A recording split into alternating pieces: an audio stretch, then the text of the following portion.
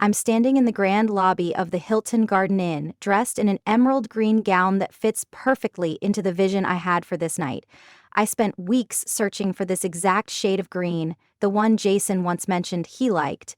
Every detail is flawless. The way it hugs my waist, the way it makes my eyes stand out. My family can afford this without hesitation, but it still feels like a personal triumph to wear something that embodies how special this night will be. Prom night, the night that would seal our relationship, a night where I could finally prove how special we were together. I check my phone again, 7:32 p.m. Where are you? I text, hoping my fingers don't betray the anxious tremor creeping up on me. I wait. The seconds stretch on, each one feeling like a minute. I look around. The ballroom is alive with couples, laughter, and the buzz of excitement. They all seem so happy, so perfectly paired, but I stand alone, not just in the lobby, but in my head. Alone in a room full of people waiting for someone who's supposed to matter most. And Jason, my boyfriend, is late. He promised me this night, this perfect night, but I don't know how many more late nights I can stomach. How many times I can tell myself it's fine, he's just running behind. 7:45 p.m. Sorry, babe, running late, Jason finally texts. I smile faintly at the screen, willing myself to believe him. It's okay, I think. He's just caught in traffic, maybe. Or something came up. He'll be here soon. He always promises to make it up to me. This time, he has to. But deep down, something nags at me. Maybe it's that voice inside my head telling me not to ignore the truth. How many times has he done this before? How many excuses have I let slide? How many times have I been a fool? But I can't let myself think that. I can't. I text back, forcing my fingers to steady. Okay, hope everything's all right. I don't want to feel this way. I don't want to admit that maybe, just maybe, this was becoming a pattern. Jason and I have been together long enough for me to know the rhythm of his apologies. They always come. They always sound convincing. He's not a bad guy, I tell myself. He's just busy. He'll be here. He always makes it up to me. The seconds turn into minutes, 7:55 p.m. A part of me knows that this isn't normal, not for a special night like tonight, not for prom. This night was supposed to be about us. This was supposed to be the night we'd talk about years from now. Our perfect night. But I'm still standing here, texting him and watching couples walk by. No Jason. Just the sound of heels clicking, people laughing. I can't even hear the music anymore. It's like I'm in a bubble, the world moving around me and I'm stuck, waiting. The clock ticks over to 8:00 p.m. Another text from him. Sorry, babe, I'm almost there. Almost there. I feel a small relief. Almost there. I should be happy, right? At least he's coming, right? But something in me has shifted. It's that nagging voice again, the one I've tried to drown out. What if this is just like the other times? What if he doesn't show up? What if, in the end, it's just me, alone, in this dress, looking for something that was never going to come? My phone buzzes again, but this time it's different. This time it's not him, it's the ding of my message notifications from my friends. I glance at the screen. Where's Jason? Are you guys okay? It's already 8:15. Don't worry, girl, you look amazing. Just enjoy the night. They don't know. They don't understand. It doesn't matter how good I look or how great the night's supposed to be. If Jason isn't here, none of that matters. 8:20 p.m. now, a full hour after the time we were supposed to be here together. I want to text him again, but I stop myself. I can't keep chasing him. This is his fault, not mine. And then I see them. Jason walks into the ballroom looking as perfect as he always does. But he's not alone. He's with her. Sophia. I watch as he laughs, his arm draped over her shoulders. She's wearing this sleek red gown, her dark hair cascading in perfect waves. I can't breathe. I stand there, frozen, my heart sinking into my stomach. Jason, my boyfriend, the guy I've been waiting for all night, is holding another girl. And the worst part? He doesn't even glance at me. Not once. Not a word. I'm invisible. I'm the one who's been standing here watching everyone else, hoping. But I've been forgotten. He doesn't care. He doesn't care about me. I watch as they make their way to the center of the ballroom, walking past me without a single acknowledgement. It's like I'm not even here. They start dancing. Sophia in his arms, laughing, twirling, looking like they're in their own world. And there I am, in the corner of the room, completely alone. Everyone can see it. I can feel their eyes on me.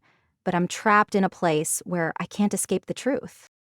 Jason has moved on, and I've been left standing here in my emerald green gown, all alone. He's ignoring me, laughing with her, holding her close while I stand there, watching him betray me in front of everyone. And he doesn't even care. That's when the tears start to come, the ones I've been holding back all night. The tears that won't stop now. They stain my makeup, running down my face as I try to hold it together. But I can't. Not anymore. I don't care who sees me anymore. I don't care about the people whispering behind my back. Jason's with her, and I'm just the girl left standing in a room full of people. I don't know how long I stay there, watching them, the laughter and music blurring into a haze. But finally, I turn around. I can't do this anymore. I have to leave. So I do. I walk out of that ballroom and I don't look back. I don't look back at him or at Sophia. And the last thing I remember is the sting of my tears and the feeling of my makeup running down my cheeks as I leave that night behind. Alone.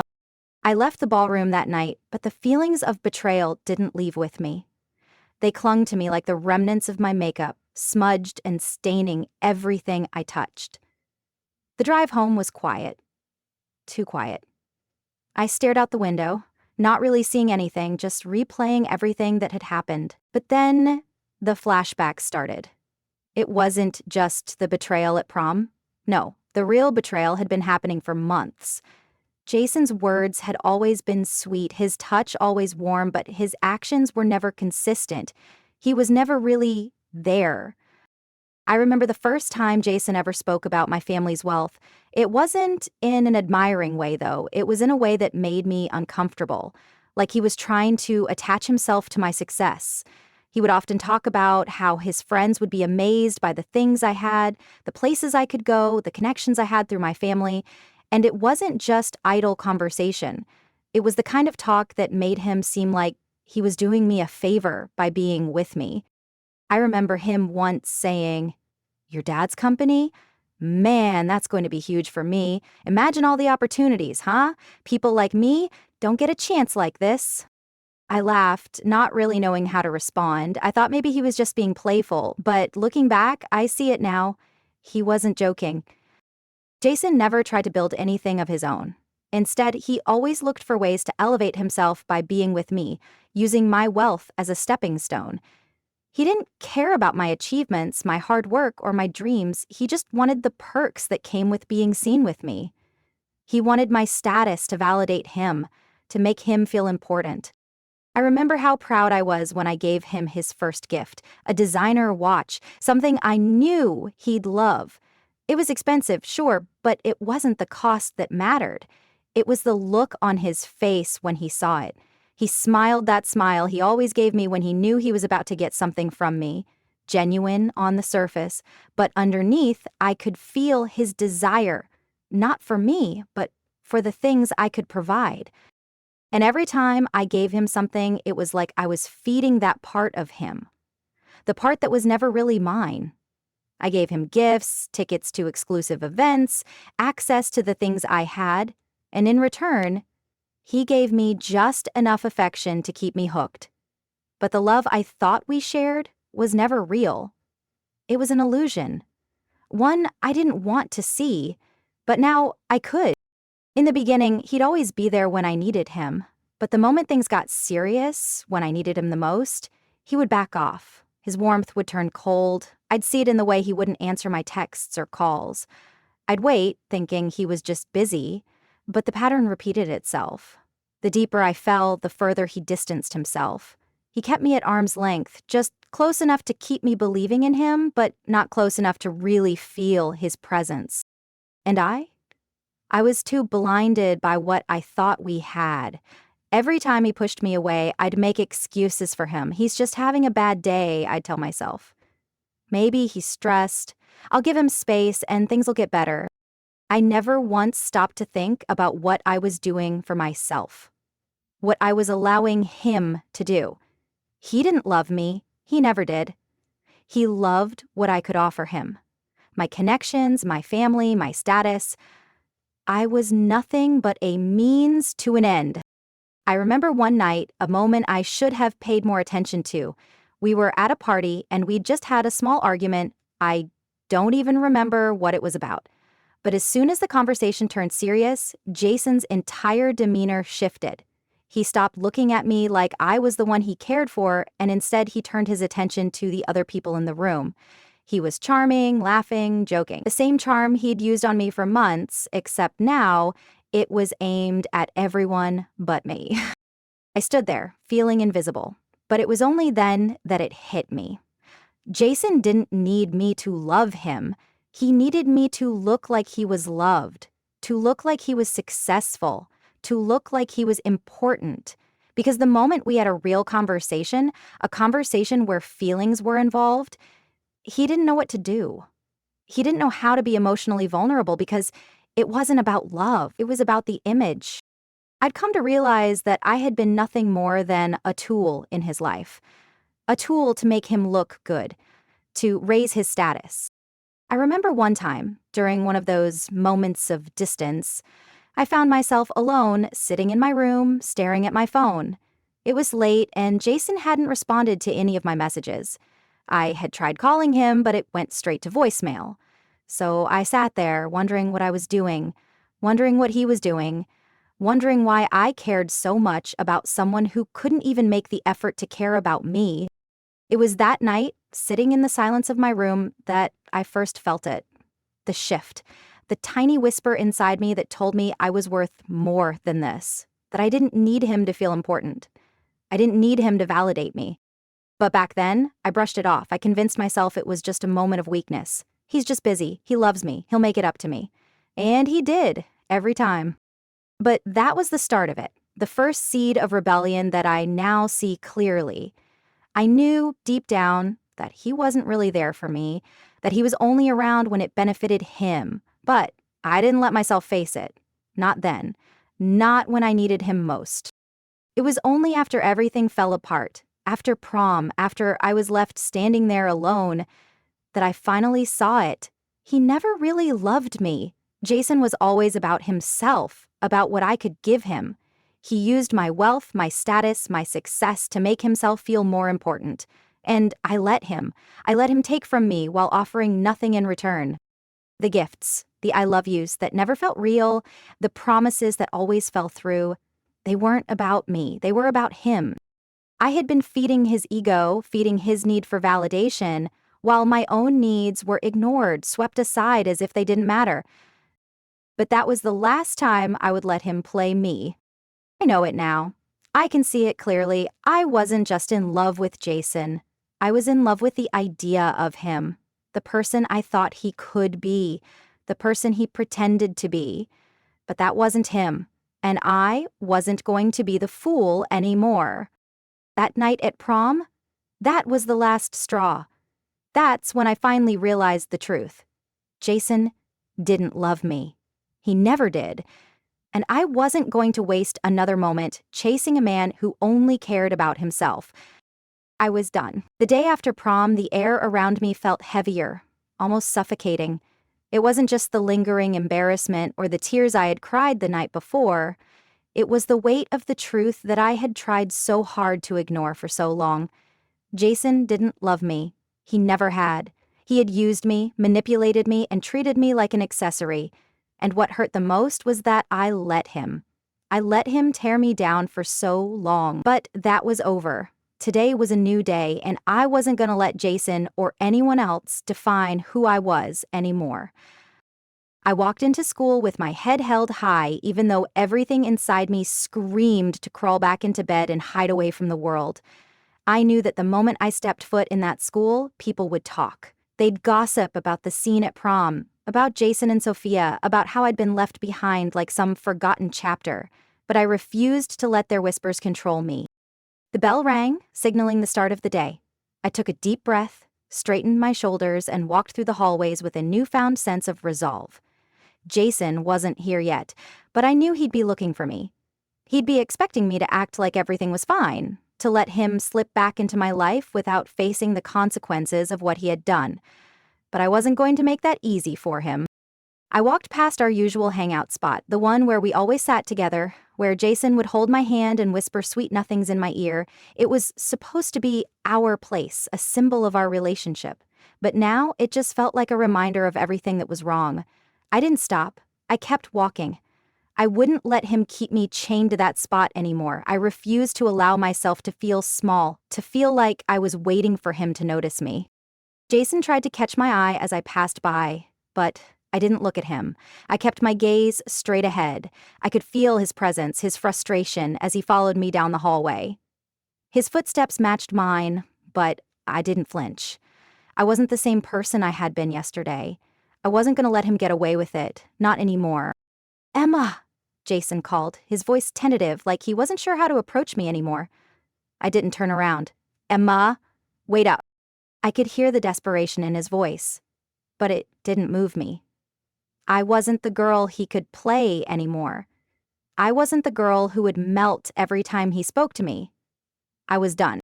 I kept walking, my pace steady, my heart pounding in my chest. I wasn't running from him. I was just leaving him behind. As I rounded the corner and headed toward my next class, I could hear Jason's footsteps faltering. He was still behind me, still trying to get my attention, but I wasn't giving him the satisfaction. I wasn't going to let him back into my life so easily. It wasn't long before I heard him call out again. "Emma, we need to talk." "No, Jason," I said, my voice firm without a hint of hesitation. "We don't. I'm done." His silence spoke volumes. I didn't need to look back to know the expression on his face. He was probably angry, confused, maybe even embarrassed. But I didn't care. Not anymore. He had taken enough from me. I had given him so much, and all he'd ever done was take without giving anything back. When I reached my locker, I could feel his eyes on me, waiting for me to cave, waiting for me to beg him to explain, but I wasn't going to. I opened my locker and began taking out my books, completely ignoring him. I wasn't going to make this easy for him. Finally, Jason's voice broke through my thoughts. "Come on, Emma, you can't just ignore me like this."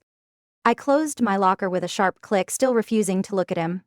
"I'm not ignoring you, Jason," I said, my voice steady and calm. "I'm walking away. There's a difference." I heard him sigh, the sound filled with frustration, but there was something else there too, something that made me pause for just a moment. It was guilt, and I felt it too for a second, but then I remembered Prom. I remembered how he had humiliated me. How he had made me feel like I was nothing. I wasn't going to let that guilt make me go back. I wasn't going to let myself fall into the same cycle. I turned around, my face impassive. "I'm done enabling you, Jason. I'm done pretending everything is fine when it's not.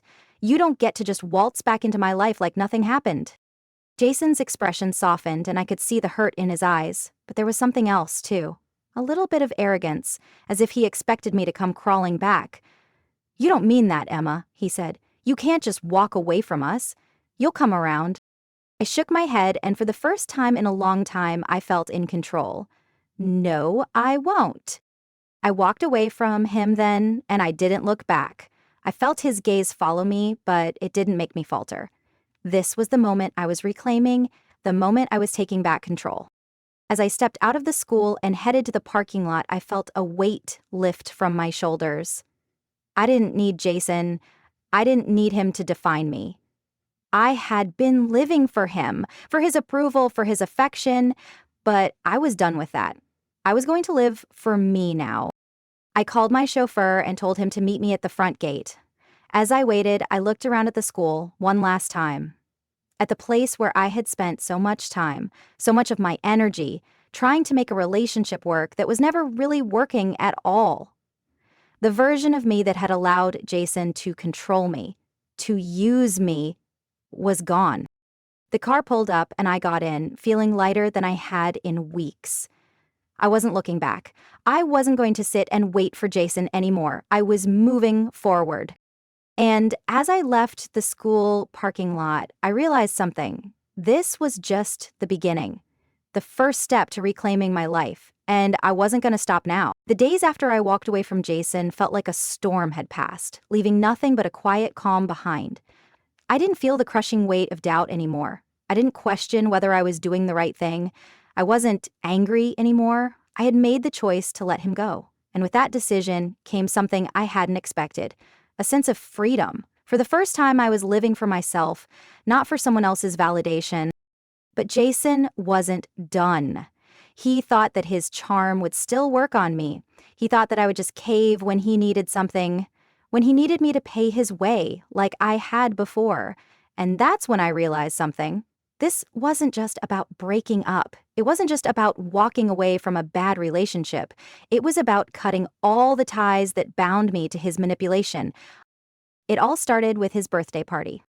Jason had been planning it for weeks, and I knew it was going to be extravagant. It always was. He had invited a group of friends, many of whom I didn't really care for, but I went along with it because I wanted him to be happy. The villa he'd chosen was expensive, luxurious, exactly the kind of place that screamed success to everyone around him. It was a place where he could show off, remind everyone of how well he was doing because of me. I didn't realize it at the time, but it was always because of me. Every time we went out, every time we attended some high-class event, Jason was doing it with me by his side, not because he loved me, but because he loved the lifestyle. He loved how people saw him when he was with me. I was just the ticket to his success. But this time, I wasn't going to play that part anymore.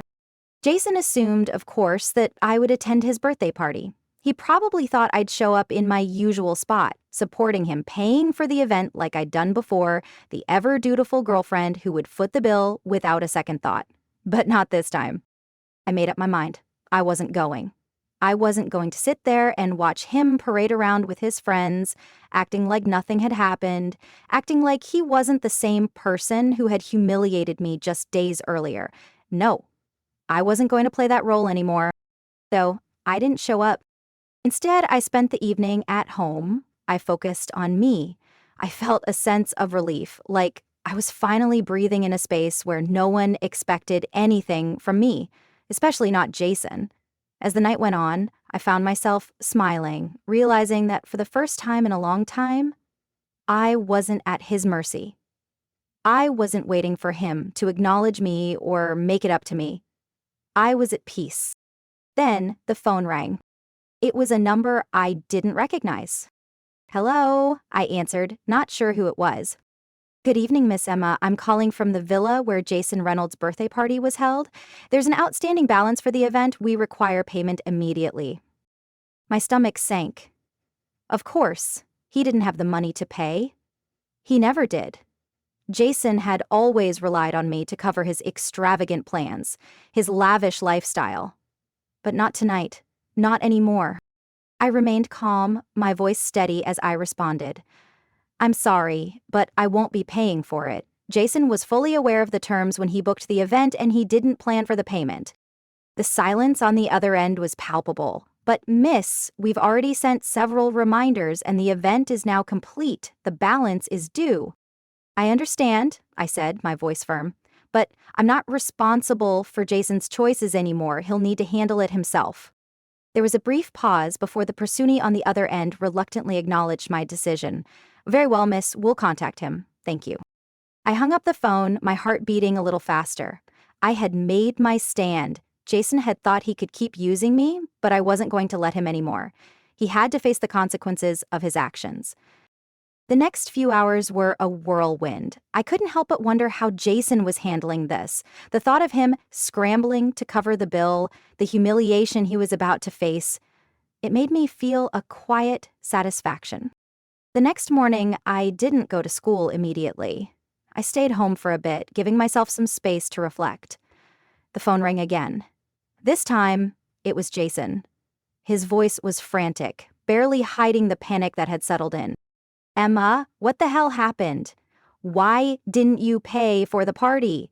You always take care of this stuff. You promised me. I could feel his frustration radiating through the phone, but I stayed calm. Jason, you've been using me for far too long. I'm not your fallback plan anymore. You had a party and you didn't plan for the expenses. That's not my problem. Emma, I can't pay for this. You need to help me out. You're the only one who can fix this. I could hear the desperation in his voice, but this time, I didn't let it affect me. The truth was clear now. Jason had always relied on me to bail him out. He used my money, my resources, to maintain his lifestyle, and I was done. I won't help you, Jason. You've taken enough from me. It's time for you to face the consequences of your own actions. I'm not cleaning up your mess anymore. There was silence on the other end for a moment, and when he spoke again, it was a different tone, one of defeat. You really won't help me? No, I said firmly, I won't. Jason hung up the phone, and I sat there, feeling an odd sense of peace wash over me. For the first time in a long time, I wasn't playing the role of the dutiful girlfriend. I wasn't trying to fix things for him. I was standing my ground. As the day went on, I couldn't help but feel the weight of the situation lift from my shoulders. Jason was left to scramble, to face the humiliation of having his party funded by someone else. I knew that his pride would be shattered. He had always seen himself as the one in control, the one who had the power. But not anymore. Jason's manipulation had worked for far too long, but now I was the one in control. I wasn't going to be his pawn anymore. The consequences of his rejection, his actions, his manipulation had caught up to him, and it was satisfying. I didn't need to be vindictive. Watching him squirm, watching him realize that I wasn't going to rescue him anymore was enough. I had finally taken control. And it felt damn good. It felt almost too poetic. After everything, after the heartbreak, the betrayal, the self-realization. It all came down to this. Prom. The very night Jason had humiliated me in front of everyone. The night that had started with me alone in the lobby, feeling like a fool. And now, I was going to take control. This time, the night would be on my terms. Jason had no idea what was coming. I could hear his voice from days before in my head. You'll come around, Emma. You can't just walk away from us. The arrogance in his tone, the confidence that he was the one who held all the power. It fueled me. He thought I would crawl back to him, begging for his attention. He thought he had me figured out. But what he didn't know was that I had already moved on. He wasn't a part of my future anymore. Not the Jason I had been in love with. He was just a reminder of my past mistakes. I spent the weeks leading up to prom preparing not for him, but for me. I worked on everything. My look, my demeanor, my attitude. I wasn't going to be the girl who had fallen for his lies anymore. I was going to walk into that ballroom with my head held high, knowing that I was in control of my own life, and I was going to show him that despite everything, I didn't need him. So I invited him to prom. The decision was deliberate. Calculated. I knew exactly what I was doing. Jason would think I was trying to reconcile, that I was desperate to fix what had been broken. He'd think he could use me again, that I was offering him an easy way back into my life. He was so used to me being the one who would bend, the one who would let him walk all over me. But he had no idea. He had no idea what he was walking into. When I sent the invitation, I watched my phone, waiting for his response. The message that came back was exactly what I expected. Of course, Emma, I'd love to go with you. I knew you'd come around. His words were like a punch to the stomach. The arrogance. The certainty that he was always the one with the power. I shook my head, but I didn't feel anger. I didn't feel anything but the satisfaction of knowing he had no clue that this night was going to be his undoing. Prom night arrived, and I spent hours preparing. It wasn't just about the dress or the makeup, it was about the mental shift that had happened inside me. I had grown. I was no longer that girl who needed Jason. I wasn't the girl waiting in the lobby anymore, hoping for a text or a promise. No, I was the woman in control, and tonight, Jason was going to see that. When I walked into the venue, the room seemed to pause for a moment. Heads turned, whispers followed. I was wearing a dress that screamed power, not just in its design, but in the way it made me feel. I wasn't walking in timidly or hoping to be seen. I was walking in like I owned the place, and for the first time, I felt like I did. I could feel the eyes on me, but it didn't matter. What mattered was that I had finally become the version of myself I had always wanted to be. I saw Jason almost immediately. He was standing by the punch table, talking to a group of friends, laughing like he didn't have a care in the world. When his eyes landed on me, I saw the surprise, the shock, the realization that something had changed. He probably thought he could come up to me, take me by the hand, and apologize, thinking that I would melt and forgive him. But I didn't stop. I didn't even glance his way. I kept walking, past him, past the group, past everyone. I didn't even acknowledge his presence. For the first time, I was walking through that room for me, not for him. I wasn't waiting for his validation. I didn't need his approval. And the look on his face when I didn't stop was priceless. He followed me, of course. Jason always did when he wanted something. "Emma," he called, his voice full of uncertainty. "Emma, wait." But I didn't stop, I didn't turn around, I wasn't going to play this game with him anymore. The world didn't revolve around him, and I was done pretending like it did. I felt a small smile tug at my lips as I made my way to the center of the room, where a small group of my friends had gathered. They greeted me with smiles, surprise, and admiration. I hadn't seen myself through their eyes until that moment. They could see the shift. They could see that something had changed, that I had changed. Jason, on the other hand, was fumbling now. He wasn't sure what to do. His confidence faltered for the first time in front of me, and it was delicious. I knew he wasn't used to being ignored, especially by me. He'd never had to work for my attention before. He thought it would always be there, waiting for him when he wanted it. But not anymore. I could feel him watching me from across the room, could feel the weight of his eyes on my back. He tried again. He approached me, this time with that half smile he always used when he thought he had won me over. "Emma," he started, but I cut him off before he could say anything else. "I'm not interested in talking, Jason." My voice was firm, clear. There was no hesitation, no second thoughts. "Not tonight." He froze, a moment of realization flashing in his eyes. This wasn't the Emma he knew. The one who would listen to his excuses and believe every word. This was the new me, the empowered me, the one who had broken free from his hold. I turned my back to him and continued talking to my friends, letting him stew in the humiliation of being rejected, not just by me, but by the version of me that he'd thought he could control forever. He tried to engage again a few more times, but each attempt was met with nothing but indifference. I was no longer interested in being the person who chased after him. At some point, I glanced over at him again. Jason was standing off to the side now, his face a mixture of confusion and frustration. He was trying to look like he was enjoying himself, but the discomfort was written all over his face. He had thought this night would go differently. He had thought that I would beg for his attention, for his love. But now, he was the one left standing in the shadows, wondering what had happened to the girl who used to fall for his tricks. And that's when I realized, this was it. This was my victory, not in confronting him, not in arguing with him, but in walking away and letting him face the consequences of his actions. He had thought he could treat me however he wanted. He had thought I would always be there, but tonight, I wasn't. I wasn't playing the role of the victim anymore. I wasn't waiting around for him to make it right. Jason had lost his hold on me. And the best part? He didn't even realize it until it was too late. The night of the gala, everything was perfectly in place. The grand hall was illuminated with soft golden lights, the polished floors reflecting the elegance of the evening. Everything about the event screamed success. My success. This wasn't just a simple school event. It was the culmination of everything I had worked for in the last few months. I was no longer the girl Jason had left at prom, alone and broken. Now I was the woman in control. The woman who had taken back her power and was ready to live on her own terms. As the night unfolded, I could see the reactions of the people in the room. Whispers floated through the air. But this time, they weren't about me. They were about how successful the event had turned out.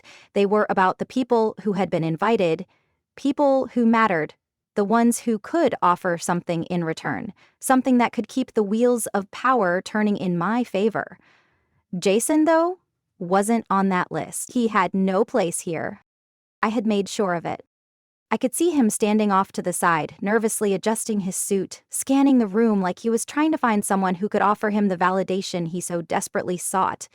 He had thought that he could attend the gala as my date, as my arm candy, the way he'd always been when he thought he could benefit from being seen with me. But not this time. This time, Jason wasn't the one being admired. He wasn't the one getting all the attention. I watched him from across the room, still oblivious to his fate. He was trying to speak to some of the VIPs, trying to insert himself into their conversations, but no one seemed to be paying him any attention. He was just another guy floating through the crowd, desperately trying to prove his worth. But there was nothing left for him here. No one cared about him. Not like they once did. Not like they would have if he had stayed with me, riding on my coattails. That's when I gave the order. I turned to one of the butlers who had been assisting me all evening, a quiet, professional man in a well-tailored suit.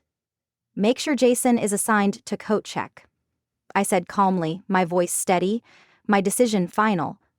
He nodded, no surprise on his face. It wasn't unusual for someone to be given work at a high-profile event, especially someone like Jason, who had clearly overstayed his welcome. But I wasn't about to let him feel like he was some kind of VIP guest tonight. No. He would work, he would serve, just like the others who weren't worthy of being part of the inner circle. Jason didn't know what was coming. He thought I was still the girl he could walk all over, the girl who would do anything for him. He was wrong. I wasn't that person anymore. I had moved beyond him. When the butler approached Jason and explained his new assignment, I could see the confusion on his face. He blinked twice, clearly not understanding what was happening, but there was no way out. He could protest, but he wouldn't get anywhere. His face flushed with embarrassment as he followed the butler to the coat check area. His pride was already beginning to crack. The thought of him, the same Jason who had once looked down on people in positions like this, now relegated to coat check duty, gave me a quiet sense of satisfaction. I watched him from a distance, his attempts to maintain his confident facade now crumbling as he was tasked with something so beneath him, something he would never have imagined himself doing. He was no longer the charming, arrogant guy who thought the world owed him everything. He was nothing more than a servant at my event. As the evening wore on, I saw Jason trying to regain his former charm. He spoke to a few people, but it was different this time. His attempts were awkward, forced. No one seemed impressed. The people who had once looked up to him were now looking right through him. It was as if he had lost his magic. He had no more tricks up his sleeve. At some point, Jason must have realized the extent of his humiliation. I saw him sitting behind the coat check desk, his head in his hands. He looked miserable, frustrated, embarrassed, defeated. But there was no sympathy from me. I had no pity for him. He had built this for himself. Every lie, every manipulation had led him to this moment. He had played me for too long, and now he was the one paying the price. The irony of it all wasn't lost on me. Jason had always thought he was above people like the ones working at the event, the ones who were beneath him. But now here he was serving them. The man who had used me, the man who had thought he could walk through life using other people's resources, was now on the other side. He came up to me once, towards the end of the night, probably hoping to salvage what little dignity he had left. His voice was quiet, almost pleading. "Emma," he started. "I know I messed up. Please, can we just talk? I'm sorry, I didn't mean to hurt you." I looked at him, my gaze calm and unwavering. I could see the desperation in his eyes, but there was no longer any emotion in mine. "Jason," I said softly, my voice steady, "it's too late. You can't undo what you've done. I'm done playing your game." He tried to argue, but I had nothing more to say to him. I turned away and walked back into the heart of the gala, leaving him standing there in the shadows, defeated.